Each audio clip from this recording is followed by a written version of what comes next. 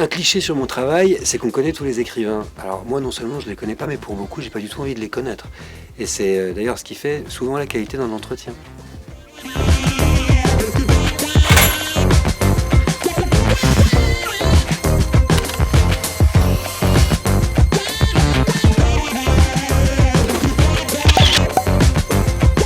Je n'oublierai jamais le jour où Michel Denisot, avec qui j'ai longtemps travaillé, m'a dit « Tu vas faire ce qui est le plus difficile à la télévision, tu vas parler de culture, mais surtout tu vas parler de livres, parce que les livres n'ont pas d'image, et il va s'agir pour toi de mettre les livres en images. » C'est quelque chose qui me hante, et c'est avec ça que j'essaye de construire mon travail.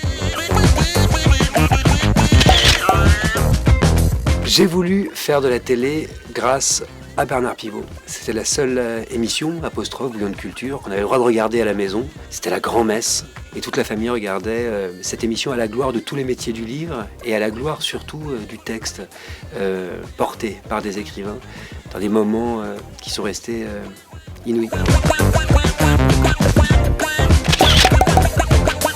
On me confond toujours avec, j'aimerais dire Jude Law, malheureusement on me confond toujours avec Sim. On m'a beaucoup appelé Jude Loin, ce que je trouve à la fois magnifique et triste.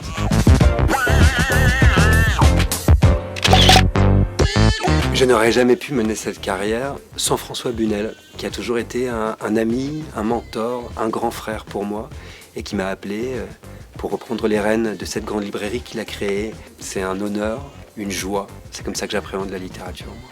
Comme une joie et comme une chance. Un lieu auquel je suis intimement lié, l'Auvergne, ou plutôt même le Bourbonnais, de mon enfance, de mes parents, de mes grands-parents. C'est là que je me ressource, que je me retrouve, et c'est même l'endroit que je qualifie de chez moi. C'est de là que je viens. L'œuvre artistique qui a changé ma vie, c'est Les Hauts de Hurlevent d'Émilie Brontë. C'est la plus grande histoire d'amour de tous les temps. Et l'amour, pour moi, c'est le centre du monde. Mon petit grain de folie, c'est une plage, c'est pas un grain, parce qu'on va pas se mentir, je suis complètement taré. Il faut être complètement taré pour faire ce métier.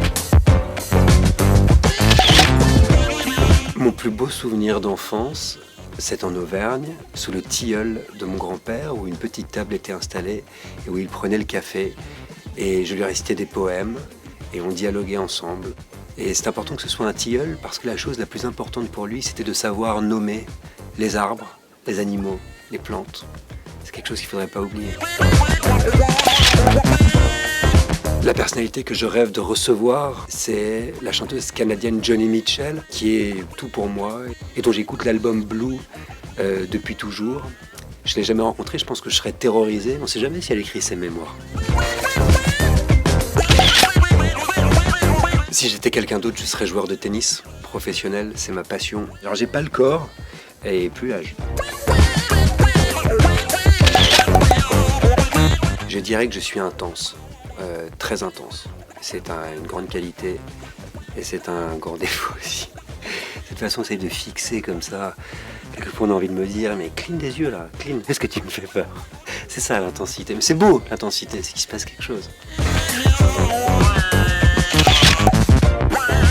Le moment le plus fort de ma carrière, c'est quand je suis parti à New York la veille des élections américaines où Donald Trump allait être élu pour interviewer chez elle Toni Morrison, la grande romancière nord-américaine. Il s'est passé quelque chose de très très fort que je ne saurais définir.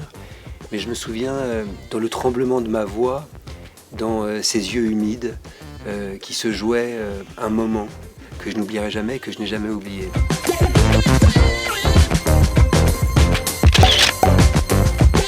Mon rêve, c'est de rester en bonne santé et de rester aussi à la grande librairie, c'est important quand même. Si je pouvais éviter de partir dans 2 mois, je compte sur vous.